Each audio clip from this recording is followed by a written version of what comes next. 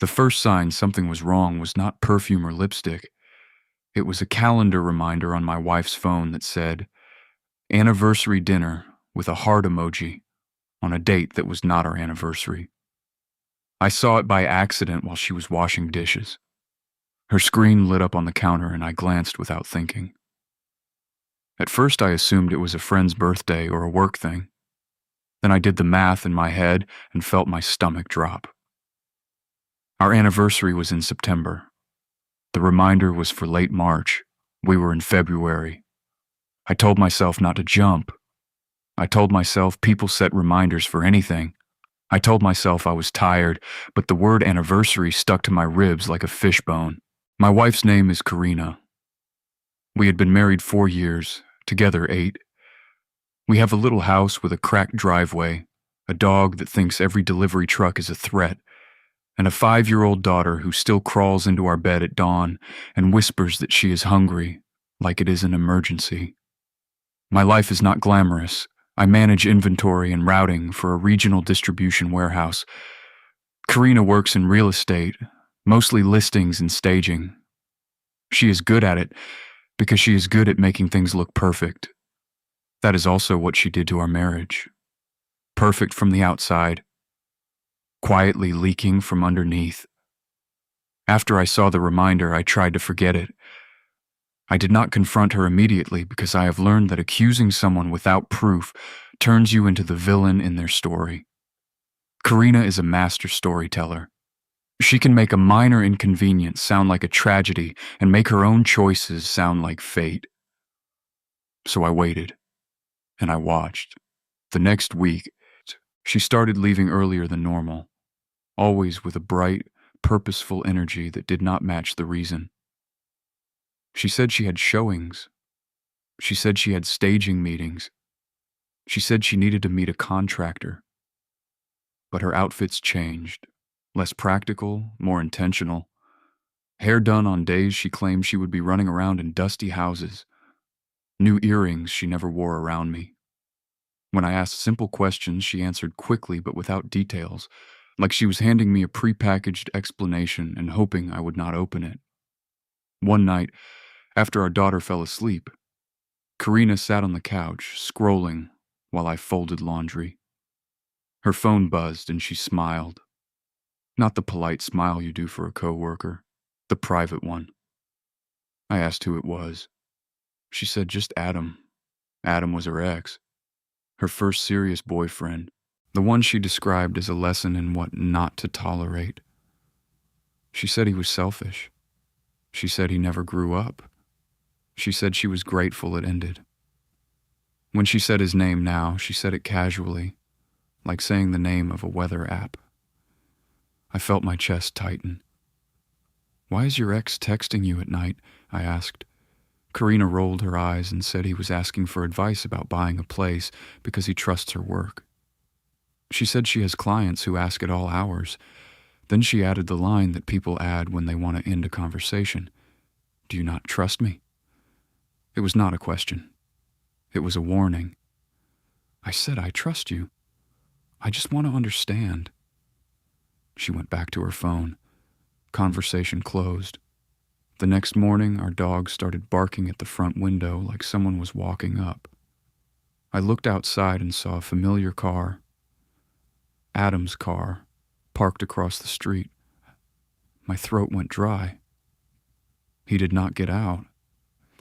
He just sat there for a minute, then drove away. Maybe he was lost, I told myself.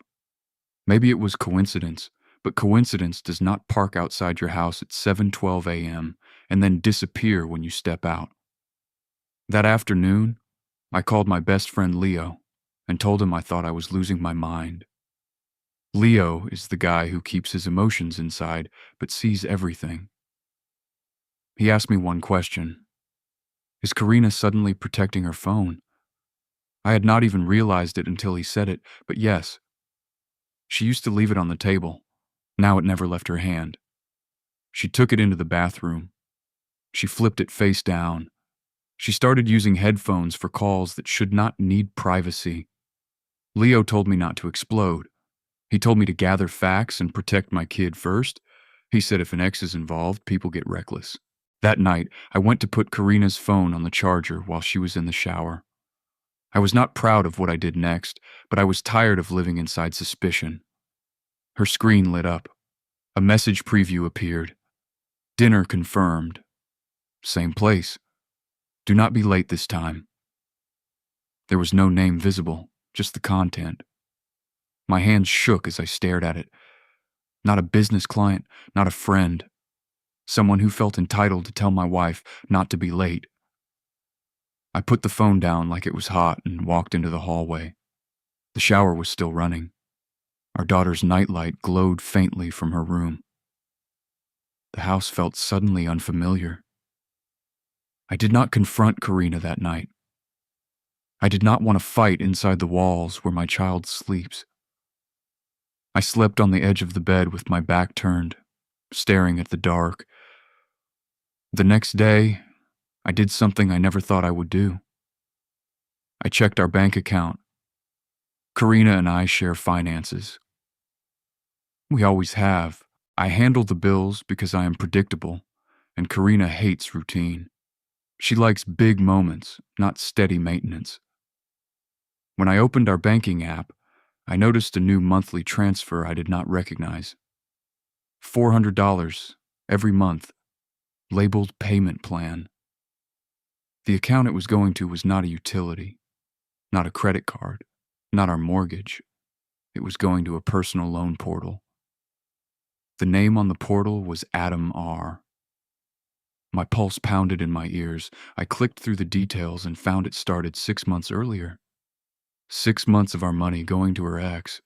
$400 a month, quietly drained, like a leak she hoped I would never notice. I sat there in my car outside work, gripping the steering wheel, feeling anger build behind my eyes. We argued last month about our daughter's preschool tuition. Karina said money was tight. She said I was stressing her out by bringing up budgets. She said I should stop acting like a spreadsheet is love. Meanwhile, she was sending her ex money. I wanted to scream. Instead, I took screenshots. I started a folder on my phone and named it Simple, because I needed to keep my mind simple. Facts, not fantasies. That evening, Karina came home cheerful. She kissed my cheek. She asked how my day was. She laughed at our daughter's silly story about a worm she found on the playground. She looked like the wife I married, and I realized how scary it is when someone can switch masks that easily. After bedtime, I confronted her with what I found. The transfer was real, and it had been running for months. Karina called it temporary help and tried to make my questions sound like insecurity. When I asked to see her messages with Adam, she refused. When I asked why there was an anniversary dinner reminder in March, she said it was nothing. Every answer was designed to end the conversation, not clear it up. That night she slept in the guest room, like I was the problem to manage. The next day, I opened our banking app and removed Karina's access to the line of credit we had connected to our checking account. I moved a portion of our savings into a new account under my name only, enough to cover expenses if things blew up. I did not drain everything. I just created a firewall. Then I set an alert on any transfer above $50. That evening, I came home early. I parked down the street and walked quietly to our house. Our dog did not bark. That meant Karina was home, because he only relaxes when she is around. I opened the door and heard voices in the kitchen. Karina's voice, soft, intimate, a man's voice, low. I stepped forward and saw Adam at my table. He was sitting in my chair, the one I always use because it is closest to the counter. He had a mug in his hand like he belonged. Karina stood beside him, laughing, leaning slightly closer than a normal conversation requires. They both froze when they saw me. Adam stood up fast. Karina's face shifted into performance mode immediately. She said, "You were home early." I asked why he was here. Karina said Adam stopped by to sign paperwork for a loan refinance because she is helping him get approved. in my kitchen, with my mug. I looked at Adam and asked him why he was taking money from my family. He tried to speak, but Karina cut in. She said, "I do not understand, and that Adam is trying to rebuild his life." I asked her again if she was seeing him. She said no, but her eyes flicked to Adam for a second, and that flick was louder than words. I told Adam to leave. This time I did not debate it. Adam left without looking at me again. When the door shut, Karina turned on me. She said I was humiliating her and acting crazy. She said I am controlling. I said you have been sending him money for months. She said it was a loan, and he was paying it back. I asked where the repayment is. She went quiet. Then she said, "You do not trust me because you are insecure." I stared at her and realized she could not even admit the simplest truth. She was attached, emotionally and financially, and now physically close enough to sit him at my table. I told Karina I was done. Her face shifted into fear, not because she loved me, but because stability was about to disappear. I said, "We are separating." I said, "I will not fund Adam's life, and I will not share a home with someone who keeps an X in the center of our marriage." Karina tried to threaten me with our daughter. She said, "If I destroy this family, our daughter will hate me." Using my child as a weapon told me everything I needed to know. The next morning, I took our daughter to daycare and spoke to an attorney. I wanted a plan, not a scene. That evening, Karina dropped her bomb. She said Adam is moving in temporarily. She said he lost his lease and needs a place, and she already promised him. I said no. Karina's face hardened. She said the house is in both our names, and if I cannot accept it, I can leave. That was the moment I understood I was not her husband in her head. I was her obstacle. That night she left for hours and came back smelling like Adam's cologne. She walked past me and went to the guest room without a word. The next day, a larger transfer was attempted, labeled emergency. $2,000. I blocked it because of the alert. When I confronted Karina, she lied badly, then admitted Adam needed help and it was urgent. She said it like asking for money to bail out her ex was normal married life. I told her my paycheck would go to my own account from now on. The joint account would cover only mortgage, utilities, and daycare. Anything else would require both of us approving it. She accused me of financial abuse. I told her it is not abuse to stop funding betrayal. Then the story tried to flip me into the villain. Karina started telling people I was controlling and jealous, that I was threatening to take our daughter because she was just friends with her ex. It was the same lie in a nicer outfit. 3 days later, Adam showed up again. This time he pulled into my driveway like he owned it. Karina came outside smiling. Our daughter ran to the window and waved at him. My skin went cold. She was introducing my child to him like he was already part of her new plan.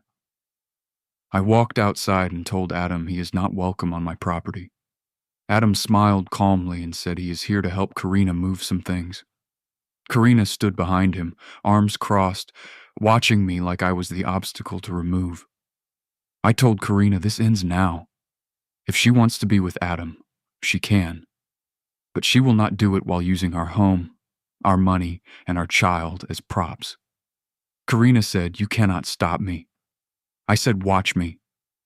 I called my lawyer, then called the non-emergency police line and asked for an officer to be present because someone on my property was not welcome. When the officer arrived, Adam suddenly became polite. Karina became tearful. They tried to spin it as me having a tantrum. The officer asked if Adam lived there. I said no. He asked if Adam was invited by both owners. I said no. The officer told Adam to leave. Adam left. Karina glared at me like I had betrayed her. That night, she told me she hates me. She said I ruined her life. She said she should have never married someone so boring. The next week, I filed for legal separation. Karina moved out 2 days after the papers were served. Not to her mother's, not to a friend's, to Adam's apartment. So much for friends. She posted online the same day a photo of a staged dinner, candles and wine, captioned "New Chapter." My daughter asked me why Mommy is not home. I told her Mommy and Daddy are living in different houses for now, but we both love her. I told her she is safe and she will always have both of us. Karina tried to punish me in small ways after she moved out. She showed up late to exchanges. She sent nasty messages, then deleted them. She threatened to tell the court I am controlling. I kept everything documented and responded with calm, simple facts. Then she tried her last move. She asked me to keep paying the payment plan because Adam is struggling and it is my fault he cannot get on his feet. My fault because I refused to fund my own replacement. I told her no. That night, I sat at my kitchen table after my daughter fell asleep, and I felt the quiet settle in. The dog lay by my feet, finally relaxed. For the first time in months, I could breathe without waiting for the next lie. I realized something that made me angry at myself more than anyone else. I had been trying to be the perfect husband, thinking effort would guarantee loyalty. But loyalty is not a reward you earn by being stable. It is a choice someone makes when they respect you. Karina chose Adam long before she admitted it. She just wanted me to keep paying while she transitioned. I did not let her. And if you are in a relationship where your partner keeps an ex close, keeps money secret, and keeps you confused on purpose, listen carefully. Confusion is a strategy. You do not need a dramatic scene to leave. You need one clear moment where you choose your peace over their story. If you want more real betrayal stories with a clean ending and a lesson you can actually use, hit like and subscribe.